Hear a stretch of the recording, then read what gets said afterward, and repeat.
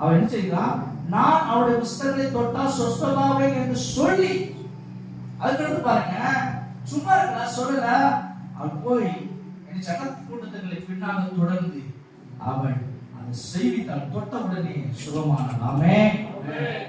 விசுவாசித்தால் அந்த விசுவாசம் வாஞ்சியாக மாறி செயலாக மாறினது. மாறின உடனே அங்க அற்புதம் நடந்தது. ஆமென். அல்லேலூயா. அதனால உங்க விசுவாசத்துல நீங்க முதல் படி எடுக்கணும்.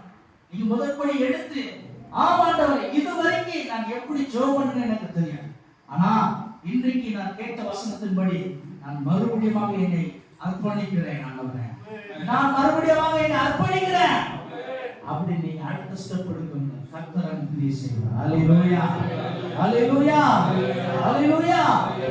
பாருங்க, விசுவாசம் இருந்தது, வாஞ்சி இருந்தது, செயல் இருந்தது, அங்க அற்புதம்